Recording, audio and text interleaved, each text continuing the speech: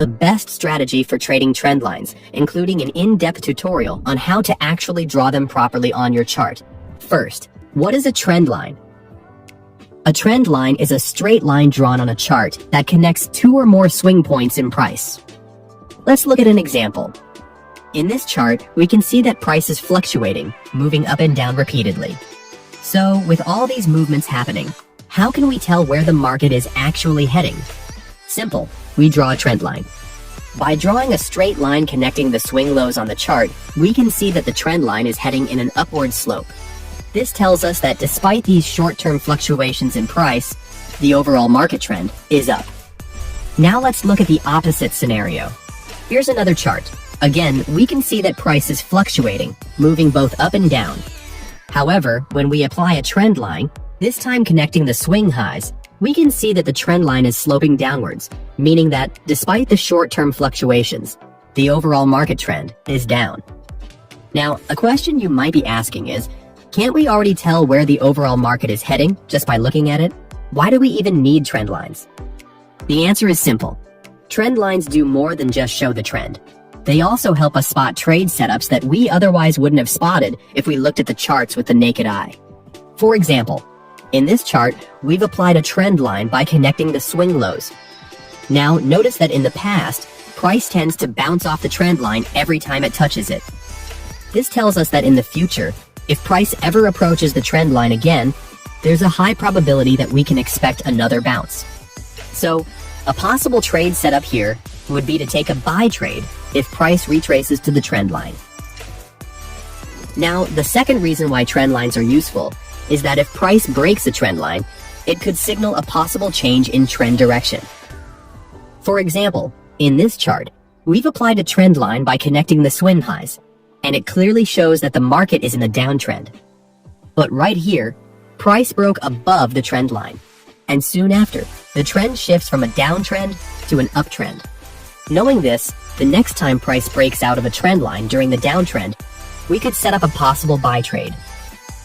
But keep in mind, the examples I showed you are just ideal scenarios. In real trading, we can't just blindly enter a trade every time price touches or breaks a trend line, because these patterns rarely work by themselves.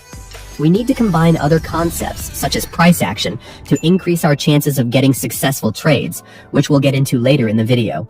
Now, before we start trading with trend lines, we first need to know how to actually draw them properly, because if you get this wrong, the strategies won't work anyway. So, here's an in-depth guide on how I draw trend lines. To draw a trend line, we first need to identify something called swing points in the price. A swing point is when price moves into an area and then moves away from it. For example, here we can see that price went down and then reverses back up. Now, this lowest point before the price moves away is called a swing low. Our job is to find as many of these swing points as possible on the chart. And in this case, we can see multiple swing lows right here. However, the key here is to only mark the swing points that are major and obvious to spot. So, only mark the ones that stand out. Now, there needs to be at least 2 major swing points in order for us to be able to draw a trend line. In this case, we have more than enough. So, once you identified them, simply draw a straight line connecting them. So that's going to be your trend line. Now, a common question people ask when drawing a trend line is, should I draw them touching the wicks of the candles? Or should I draw them touching the bodies of the candles?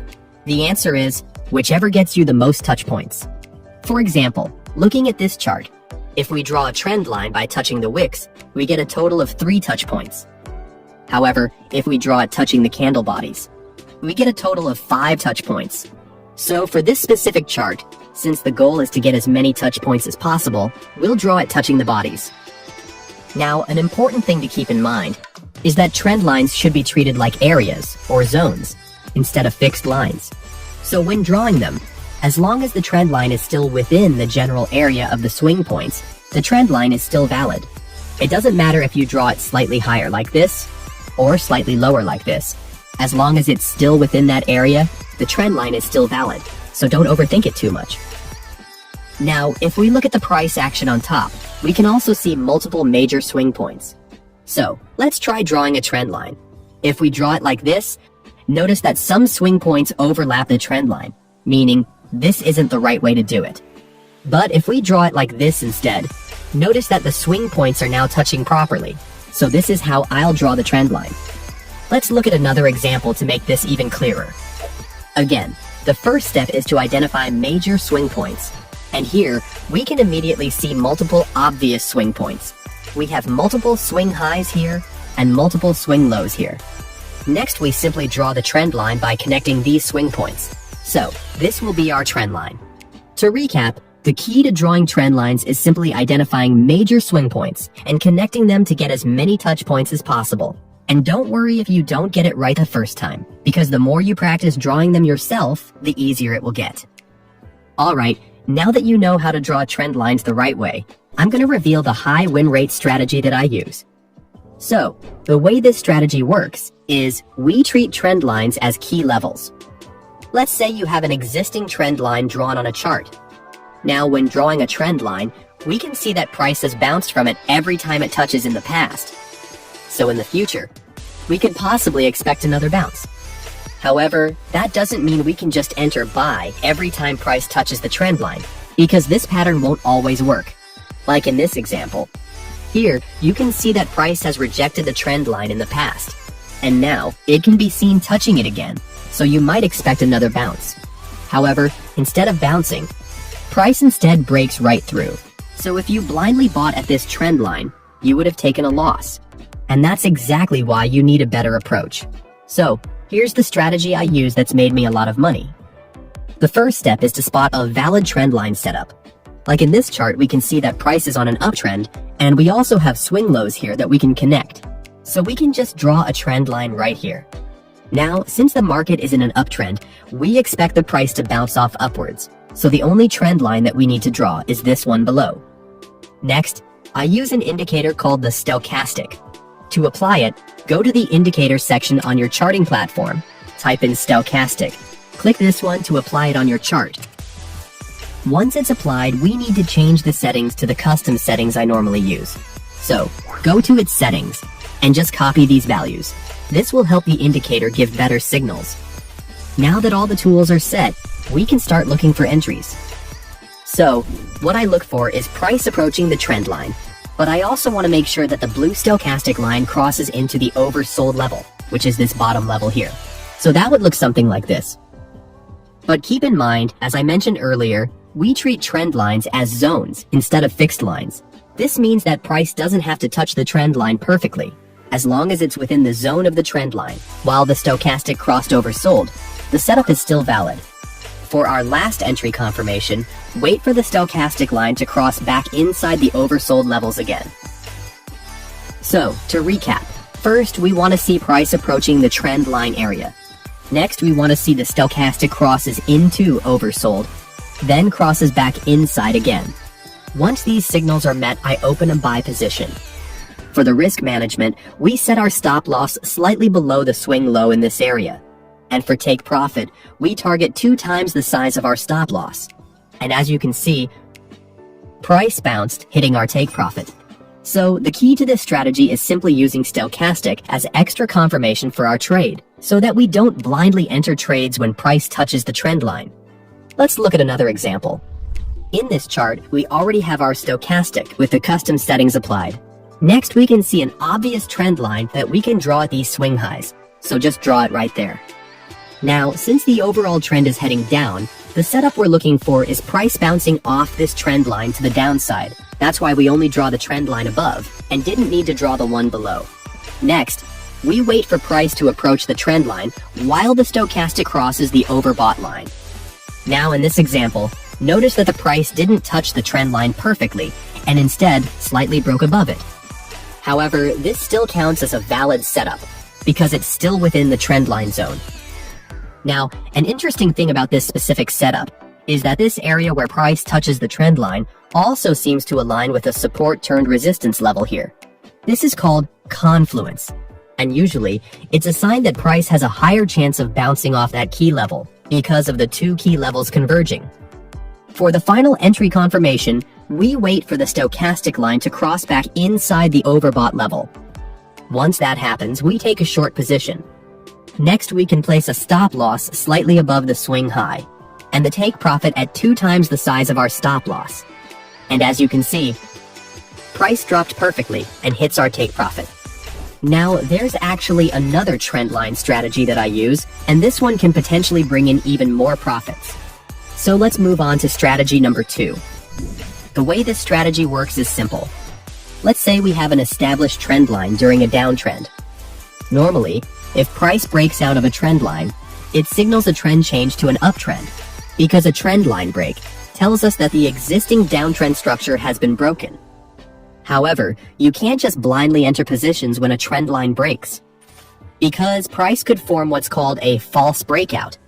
This is when price breaks a trend line, making you think a trend change is happening, but it reverses back down instead.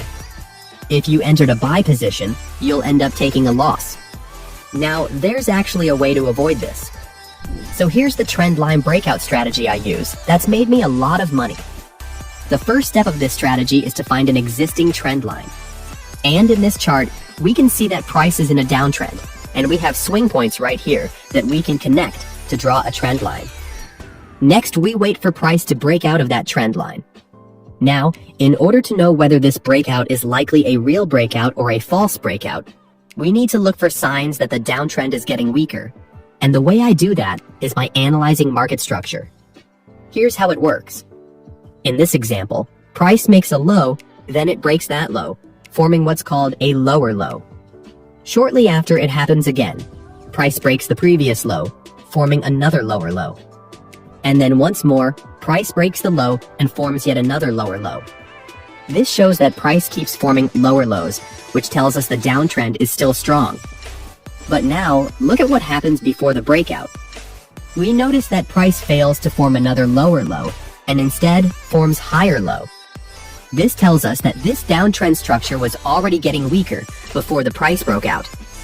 Another key confirmation is making sure that when price broke out, the candle should close well above the trend line. Because again, we treat trend lines as zones, so we want to see a strong close above the trend line to confirm that price has actually shifted into an uptrend. So this is what I look for before entering a trade. Now, it's important that we find higher lows that's also followed by a trend line breakout, because in this example, we see multiple higher lows earlier, but since they were not followed by a trend line breakout, they were not valid entry points. So to recap, first, we want to see the existing trend getting weaker. In this case, price shifts from lower low structure to a higher low structure. Next, we wait for price to break out and close well above the trend line. Once these signals are confirmed, we take a buy position. For stop loss, place it slightly below the trend line break and set a take profit at 2 times the stop loss size. And as you can see, price went up and hits our take profit target. Now, let's look at another example. Again, the first step is finding an established trend line. In this case, it's an uptrend, meaning we're looking for a trend change to a downtrend. Next, we identify momentum loss by looking at the market structure.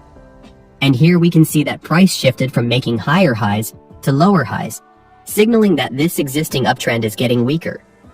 Once this happens, we wait for the price to close well below the trend line, confirming the trend change. And because this is a bearish setup, we take a short position. Next, a stop loss could be placed slightly above the trend line break, and a take profit at 2 times the stop loss size. And as you can see, price went down and hits our take profit. Now, if you watched the tutorial this far, I assume you're one of the few people who are actually serious about learning how to trade. So if you got value from this video, subscribe to the channel. It literally takes only 2 clicks, but it means so much to me. And you can also check out my other videos as well. So thank you guys for watching, and I'll see you in the next video.